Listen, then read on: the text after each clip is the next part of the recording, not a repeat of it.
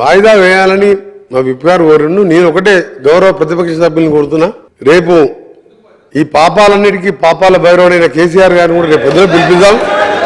పొద్దునండి సాయంత్రం ఆయన రాడు. సార్ సార్ సార్ అరే ఎందుకు భయపడుతుంది sir?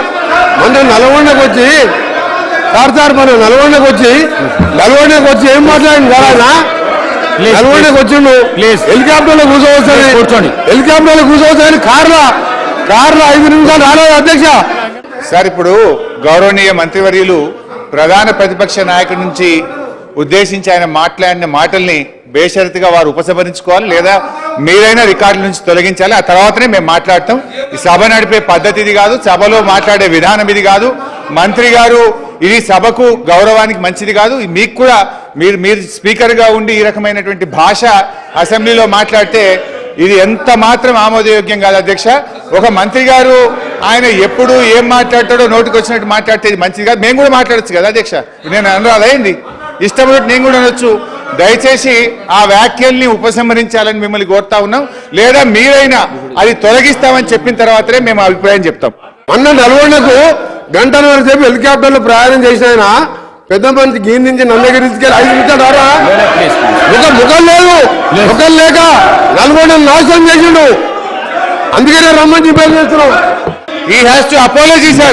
Either he has to tender apology or you have to remove the words. Then only we speak. తప్పకుండా రిమూవ్ చేస్తాం. Thank you. మాట్లాడండి. Thank you sir. బట్ ఇప్పటికైనా వాళ్ళు తెచ్చుకొని భవిష్యత్తులో అట్లా మాట్లాడుకుంటే మంచిది. వారి విజ్ఞతకే వదిలేస్తున్నాం సార్.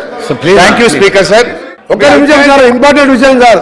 మొన్న గౌరవ మాజీ ముఖ్యమంత్రి వారు నల్గొండకు వచ్చి దున్నపోతులని ఒకవైపు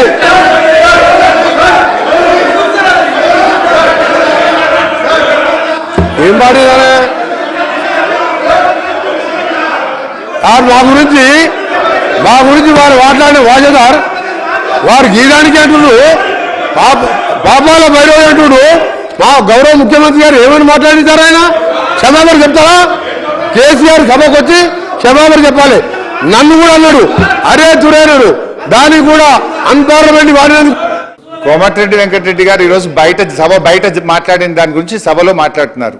మరి మా నాయకుడు ముఖ్యమంత్రిగా ఉన్నప్పుడు పిసిసి అధ్యక్షుడిగా ఇదే రేవంత్ రెడ్డి గారు కాల్చిపారేయాలి ముఖ్యమంత్రిని అన్నాడు. తుపాకీతో కాల్చిపారేయాలి అని మాట్లాడిండు, ఉరిదీయాలని మాట్లాడిండు. మరి దాన్ని ఏమంటారు అధ్యక్ష? అందువల్ల మళ్ళీ ఇప్పుడు ఆయన మాట్లాడినటువంటి మాటల్ని దయచేసి ఆయన మళ్ళీ ఉపసంహరించుకోవాల్సిందే. ఈ విధంగా సభలో ఇట్లా ఈ పద్ధతులు మంచివి కావు అధ్యక్ష.